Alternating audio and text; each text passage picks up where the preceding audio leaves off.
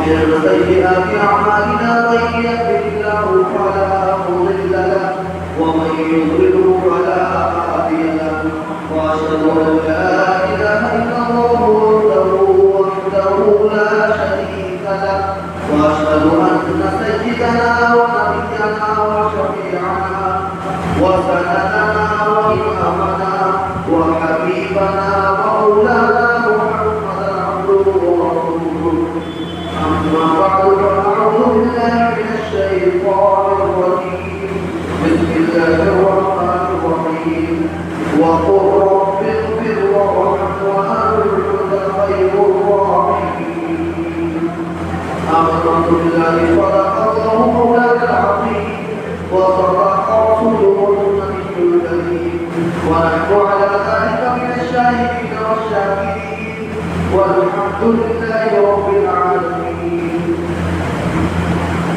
برادران عزیز اور مسلمان محترم، السلام علیکم ورحمۃ اللہ وبرکاتہ. یقیناً تمام تعریفیں اور ہر قسم کی بڑائی دو ثنا عظمت اور بزرگی مجھے اللہ رب العزت والجلال کے لیے ہے، جس نے ہمیں اور آپ کو ایک بار پھر یہ جمعے کا مبارک دن عطا فرمایا اور اپنی بارگاہ میں آنے کی توفیق عطا فرمائی. یقیناً یہ اللہ جل شانہ کا کرم ہے، اس کی عطا ہے، اس کا فضل ہے، اس کا احسان ہے. اس نے ہمیں اپنی بارگاہ میں حاضری کی توفیق دی.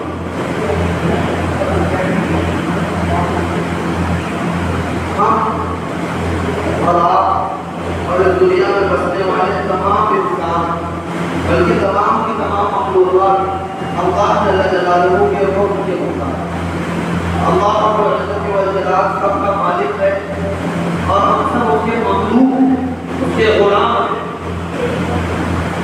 اسی کا حکم چلتا ہے. اللہ نے ہم کو اس دنیا کے اندر اپنی عبادت بندگی اپنے حقوق کو بجا رکھنے کے لیے پیدا کرنا، اور یہ دنیاوی ایک محدود وقت تک اللہ رب العزت والجلال دیتی ہے. وہ محدود وقت متعین وقت جب آ جائے گا تو ہر ایک انسان کی اپنے متعین اور محدود وقت پر اس کی زندگی صاف اور پوری ہو جائے گی.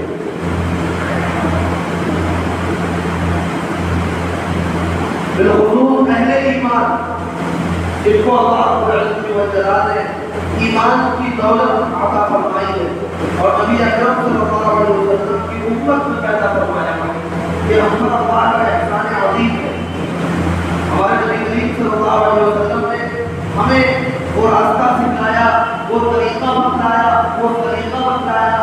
جو اللہ رب العزت والجلال کی رضا کو حاصل کرنے کا طریقہ ہے، جو اللہ کی رضا حاصل کرنے کا راستہ ہے. وہ راستہ اللہ جل جلالہ نے نبی اکرم صلی اللہ علیہ وسلم کے ذریعے اس امت کو دکھایا ہے. آپ کو ہادی بنا کر، راستہ دکھانے والا، راستہ بتانے والا بنا کر بھیجا گیا.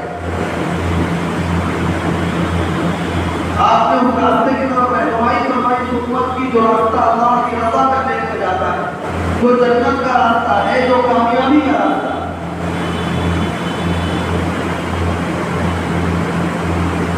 نبی اکرم صلی اللہ علیہ وسلم کی پوری زندگی ہر ایک مسلمان کے لیے مشعل راہ ہے، نمونہ ہے.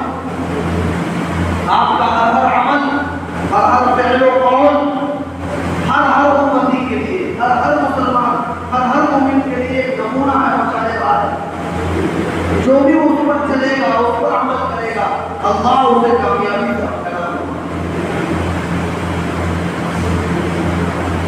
انہی میں سے انہی طریقوں، انہی راہ آپ علیہ السلام کے افعال میں سے آپ علیہ السلام کا ایک پیارا عمل استغفار کرنے کا. نبی اکرم صلی اللہ علیہ وسلم کثرت سے استغفار کیا کرتے، اللہ رب العزت والجلال کی بارگاہ میں معافی مانگا کرتے، کثرت سے استغفار کیا کرتے. 100 بار کم از کم روزانہ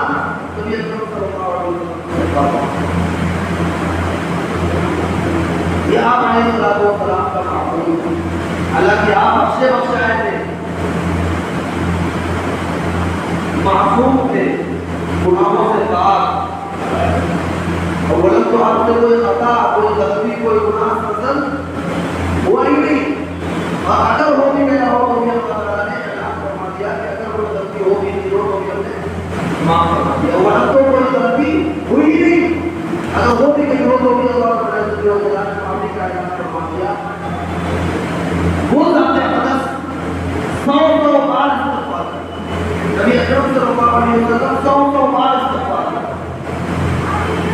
یہ آپ علیہ السلام،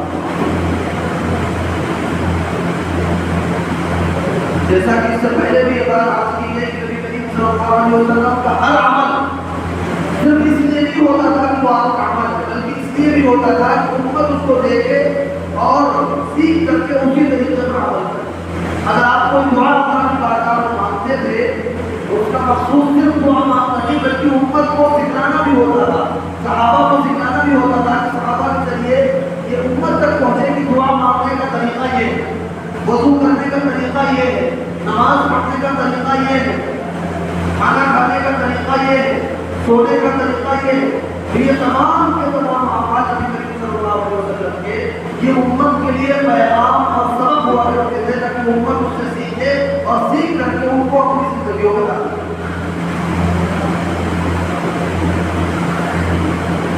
آج ہم نماز پڑھتے ہیں،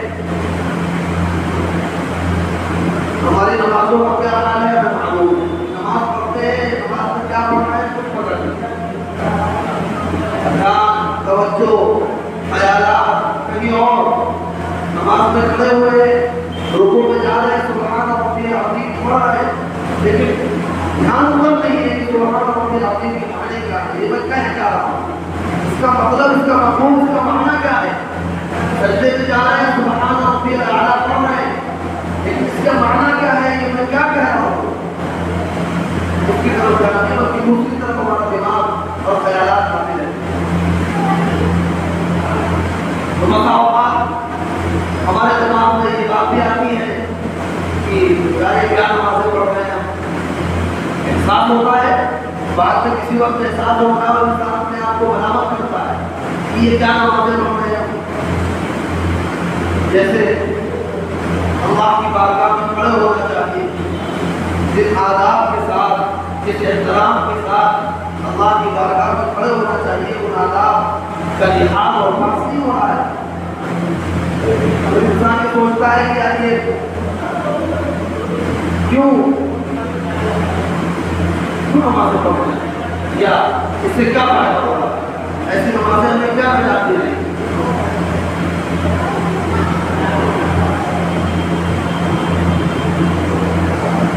نبی کریم صلی اللہ علیہ وسلم کا معمول مبارک ایک بات ہے، نبی کریم صلی اللہ علیہ وسلم جب بھی نماز پڑھتے ہیں تو نماز سے سلام پھیرنے کے بعد فوراً 3 بار استغفر اللہ، استغفر اللہ، استغفر اللہ۔ تو یہ جو خیالات آ رہے ہیں کہ لوگ کٹا مار رہے ہیں، یہ کیا نماز ہے، یہ خیالات غلط، یہ ناشکری ہے، کیونکہ ان آداب کے ساتھ، اس احترام کے ساتھ نماز کی ادائیگی ہم سے نہیں ہو پائی تو ہونی چاہیے، پھر بھی اللہ کا شکر ہے کہ اللہ نے اپنے بارگاہ میں آنے کی توفیق عطا فرمائی۔ ہمارے کتنے ایسے ہیں جن کو اللہ یہاں آنے کی توفیق دی اور ان کی تعداد ہزاروں لاکھوں میں ہے، جن کو اللہ اپنے گھر بلا ہی نہیں رہا، تو اس پر اللہ کا شکر ادا کرنا ہے۔ لیکن ساتھ ہی ساتھ جو نبی کریم صلی اللہ علیہ وسلم کا یہ معمول مبارک تھا کہ آپ 3 بار ہر نماز کے بعد استغفر اللہ، استغفر اللہ، استغفر اللہ پڑھا کرتے تھے۔ یہ صرف اسی لیے تھا کہ اللہ تعالیٰ نے نماز تو پڑھ لی، لیکن اس میں جو آداب جن کا لحاظ کرنا چاہیے تھا، جس احترام کے ساتھ، جس توجہ کے ساتھ، جس خشوع اور خضوع کے ساتھ نماز پڑھنی چاہیے تھی، وہ ہم سے نہ ہو سکا، اس لیے یہ چھوٹی عبادت، ٹوٹی ٹوٹی عبادت ہم آپ کی بارگاہ میں پیش کر رہے ہیں اور استغفار کر کر کہ اللہ تعالیٰ اس میں جو غلطیاں کوتاہیاں ہوں گی ان کو معاف فرما دیجیے اور ان کوتاہیوں کو اس سے نکال کر، اس عبادت سے غلطیوں اور کوتاہیوں کو نکال کر ہماری عبادت کو اپنی بارگاہ میں قبول کرو۔ یہ آپ علیہ السلام کا معمول تھا کہ ہر نماز کے بعد آپ 3 بار استغفر اللہ استغفر اللہ استغفر اللہ سلام پھیرنے پر محنت بظاہر دیکھا جائے تو یہ کہا جاتا ہے کہ بھائی استغفار کو گناہ کے بعد کرنا چاہیے. نماز تو ایک نیک عمل ہے, ایک بڑی فضیلت والی عبادت ہے. نماز پڑھی اور آپ استغفار پڑھ رہے ہیں. ہمارے معاشرے میں عموماً یہ سمجھا جاتا ہے کہ جب کوئی گناہ ہو جائے, کوئی غلط بات نکل جائے تو استغفار کرے. نہیں, استغفار گناہ پر تو ہے ہی, گناہ پر تو ضروری ہے. اطاعت پر, عبادت پر, ہر عمل پر بزرگوں کا یہ معمول رہا ہے کہ نبی صلی اللہ علیہ وسلم سے لے کر استغفار اطاعت اور فرمانبرداری پر بھی. یہ اطاعت, یہ فرمانبرداری, یہ عبادت جو میں نے کی, اس کا جو حق تھا وہ ادا ہو گیا. جو حق تھا وہ ادا نہ ہو سکا, اس میں کوتاہیاں, جو غلطیاں ہو گئی ان پر استغفار کر رہے ہیں. جب ان غلطیوں اور کوتاہیوں کو معاف فرما کر ہماری اس عبادت کو قبول فرما لیجیے. ہم تو چھوٹا سکہ لے کر آئے, وہ جتنا کا بھی دفاع عدم سے جا اللہ نے قرآن کیا. ہم کو چھوٹا سکہ آپ کی بارگاہ میں لے کر کے آئے ہیں, چھوٹا سکہ آپ کی بارگاہ میں پیش کیا ہے. اسے قبول فرما لیجیے اپنے بندوں طرف.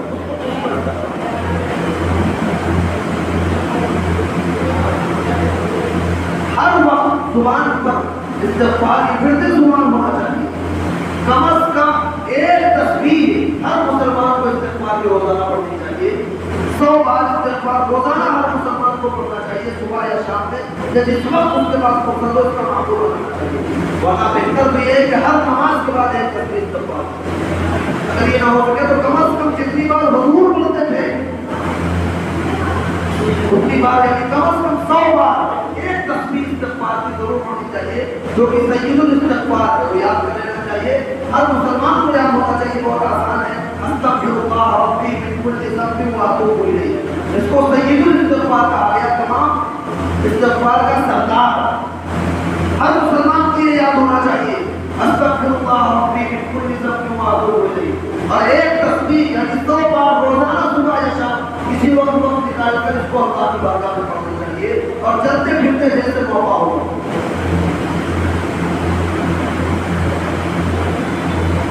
بزرگوں کا حال تو یہ تھا کہ ان کا تکیہ خراب ہو گیا, ہر وقت ان کی زبان پر استغفر اللہ استغفر اللہ استغفر اللہ. کیونکہ بہت سارے گناہ تو ایسے ہیں جس ماحول کے اندر ہم زندگی گزار رہے ہیں, گناہوں سے گھرے پڑے ہیں. بہت سارے ایسے گناہ ہیں کہ ہمیں وہ گناہ معلوم ہی نہیں ہوتے اور ہم کو کر جاتے ہیں. بہت سارے گناہ ایسے ہیں کہ ہمیں معلوم ہی نہیں ہوتے کہ وہ گناہ ہے اور ہم کو کر بیٹھتے ہیں. یہ معاشرے کی خرابی کی وجہ سے, جو گندا ماحول, اس گندے ماحول میں ہم آپ رہ رہے ہیں, اس گندے ماحول کی وجہ سے ایسے گناہ بھی ہم سے سرزد ہوتے ہیں جن کو ہم گناہ سمجھتے ہی نہیں. بھائی نماز باہر کیسے, جن کو ہم گناہ سمجھتے ہی نہیں. اسی لیے نبی کریم صلی اللہ علیہ وسلم نے صفا مروہ کی پہاڑی کے درمیان جو سعی کرتے ہیں, دو سطوروں کے درمیان سعی کرنا سنت ہے, تو نبی کریم صلی اللہ علیہ وسلم نے وہاں اللہ تعالیٰ سے دعا مانگی. بڑی پیاری دعا ہے, یاد کر لینی چاہیے ہر مسلمان کو. نبی کریم صلی اللہ علیہ وسلم نے دعا مانگی اور پھر دعا فاعف عنا وتقرب فتجاوز عما تعلم فإنك تعلم ما لا تعلم. کیا فرمایا, رب اغفر وارحم, اے ہمارے رب ہماری مغفرت فرما دیجیے اور رحم فرمائیے. فاعف عنا وتقرب, ہمیں معاف فرما دیجیے اور کرم کا مظاہرہ کیجیے. فتجاوز عما تعلم, اور ان گناہوں سے درگزر فرمائیے جن کو آپ جانتے ہیں. فإنك تعلم ما لا تعلم, کیونکہ جو آپ جانتے ہیں وہ ہم نہیں جانتے. کتنی پیاری دعا ہے کہ وہ گناہ جو ہم سے سرزد ہو گئے اور ہمیں پتہ ہی نہیں, وہ گناہوں کو تو چھوڑ دیجیے جو ہم نے جان بوجھ کر کیے. ایسے گناہ جن کو ہم نے گناہ سمجھا ہی نہیں, جس معاشرے میں ہم رہ رہے ہیں اس کو ہم نے ٹھیک काम समझ करके कर डाला और वो गुनाह था, हमें तो नहीं मालूम है कि अल्लाह को तो मालूम है। इसीलिए नबी करीम सल्लल्लाहु अलैहि वसल्लम ने क्या दुआ मांगी, फतजावज अम्मा तालम, दरगुजर फरमाइए उससे जो आप जानते हैं, फइन्नका तअलम मा ला नअलम, क्योंकि जो आप जानते हैं वो हम नहीं। तो ये भी दुआ करनी चाहिए जब अल्लाह के हुजूर हाथ उठाए तो अपनी दुआ में इन अल्फाज को भी, अगर अरबी में याद हो जाए तो अरबी में वरना उर्दू में ये अल्फाज कहने चाहिए कि अल्लाह उन गुनाहों की भी बख्शिश फरमाइए जिन गुनाहों का इल्म आपको है, हमको नहीं और हमसे सत्तर हो। तो ये इस्तिग़फ़ार जो है, ये इस्तिग़फ़ार को अल्लाह ताला ने तिर्याक बनाया है उम्मत के लिए। तो तुम्हारी कोई सी भी छोटी इबादत अल्लाह की बारगाह में काबिल कबूल हो सकती है अगर तुम इस्तिग़फ़ार के जरिए उसको सजा दो, उसको मुज़य्यन कर दो। कोई कितने ही खुशबू के साथ इबादत क्यों ना कर ले, कितने ही एहतमाम के साथ, आदाब की रियायत के साथ इबादत क्यों ना कर ले, लेकिन वो अल्लाह की शायान शान नहीं हो, उस इबादत का हक अदा नहीं हो सकता। इसीलिए हर इबादत के बाद, हर इताअत के बाद इस्तिग़फ़ार करो कि इसमें जो गलती कोताही हो गई तो उसको माफ करो। एक बड़ा प्यारा वाक़या हकीम उल उम्मत हज़रत मौलाना अशरफ अली थानवी रहमतुल्लाह अलैह ने अपने मवाइद में लिखा है, मौलाना रूमी रहमतुल्लाह अलैह लिखते हैं कि एक देहाती था, एक गाँव और देहात में रहने वाला एक शख्स, उसे ये शौक पैदा हुआ कि बादशाह के दरबार में जाकर बादशाह से मुलाकात करे। उसने इरादा किया कि मैं बादशाह से मुलाकात करूँगा और बादशाह के दरबार में जाऊँगा। फिर उसे ये ख्याल भी आया कि बादशाह की खिदमत में हाजिरी हो रही है तो कुछ न कुछ तोहफा लेकर जाना चाहिए, जिससे बादशाह सलामत खुश हो जाए और वो मुझे नवाजे। तो वो सोचता रहा कि क्या तोहफा लेकर जाऊँ। उसने सोचा कि हर चीज तो बादशाह के पास आला से आला मौजूद होगी। अगर कोई खाना बनाकर ले जाऊँ तो अनवाओ अक़साम के खाने बादशाह के पास मौजूद होंगे, मैं क्या खाना उनको खिलाऊंगा।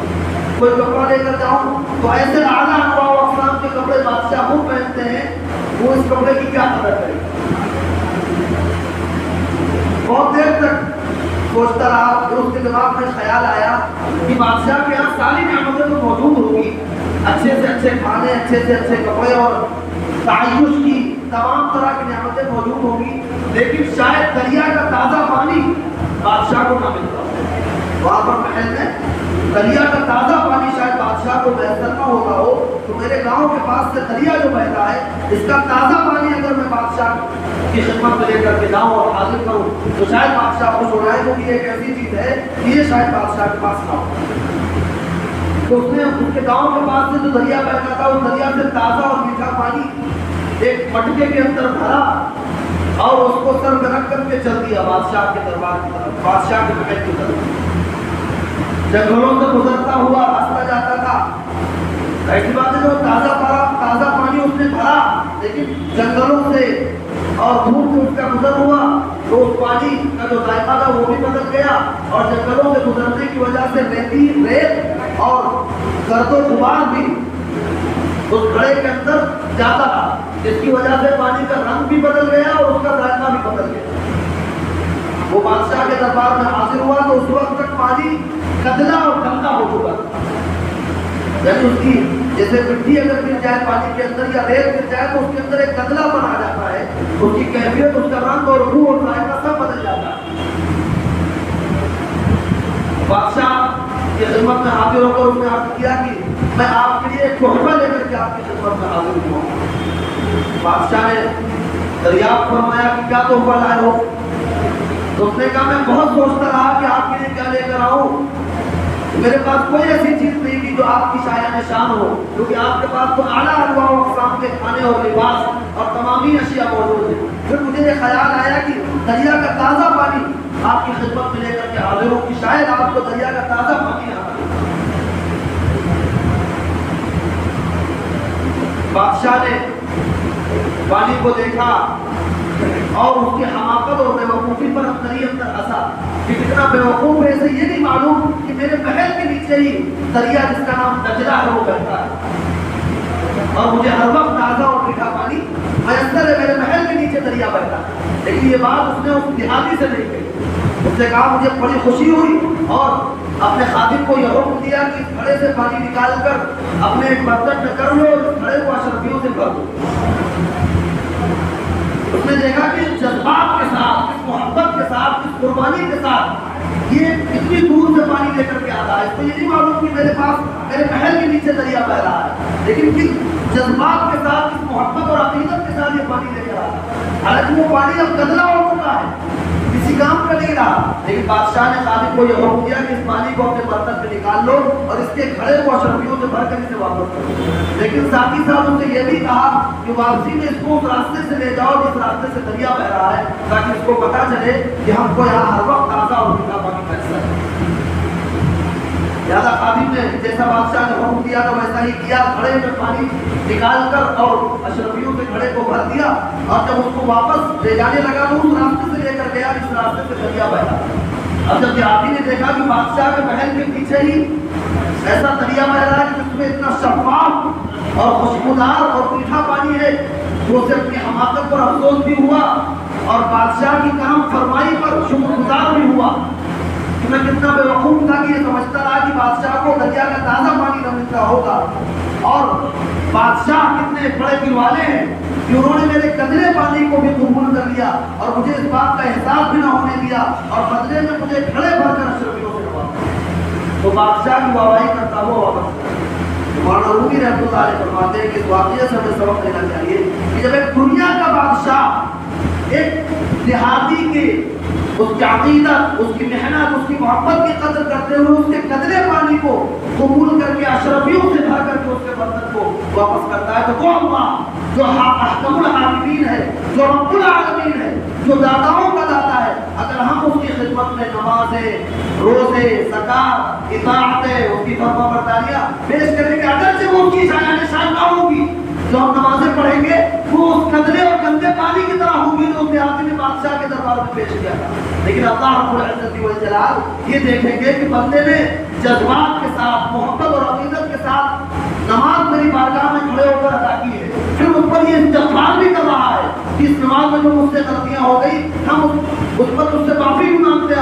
تو اللہ رب العزت والجلال سے امید ہے کہ اللہ اس قدرے پانی کو، ہماری اس قدری عبادتوں کو اور کھوٹی عبادتوں کو اپنی بارگاہ میں قبول فرمائیں گے انشاءاللہ.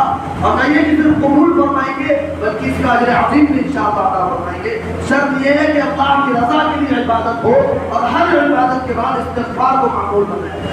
نماز پڑھیں جیسے ہی سلام پھیرے 3 بار استغفر اللہ استغفر اللہ استغفر اللہ پڑھیں. یہ اس بات کی دلیل ہوگی کہ وجینا ببضاعۃ مزجاۃ، وجینا کا ببضاعۃ مزجاۃ کہ اللہ ہم تو آپ کے پاس کھوٹا سکہ لے کر آئے ہیں، لیکن اس میں جو بھی کوتاہی ہو گئی ہم آپ سے معافی مانگ رہے ہیں. ان کوتاہیوں کو معاف فرما کر ہماری کھوٹی عبادت کو اپنی بارگاہ میں قبول فرما کر ہماری نجات کا ذریعہ بنا. اور صبح و شام ایک تسبیح یعنی 100 بار استغفار کا معمول بنانا چاہیے. ہر مسلمان کو سید الاستغفار یعنی استغفر اللہ ربی من کل ذنب واتوب الیہ یہ یاد کر لینا چاہیے اور اپنے موقع، اپنی فرصت کے اعتبار سے 100 بار روزانہ پڑھنے کا معمول بنانا چاہیے. اگر ہم اور آپ یہ معمول بنائیں گے تو انشاءاللہ اللہ رب العزت والجلال اس کے ذریعے رزق میں بھی برکت عطا فرمائیں گے، دنیا میں بھی سکون عطا فرمائیں گے اور آخرت میں بھی اللہ تعالیٰ اس کے ذریعے نجات عطا فرمائیں گے. اللہ تعالیٰ ہم سب کو عمل کرنے کی توفیق عطا فرمائے. وآخر دعوانا الحمدللہ.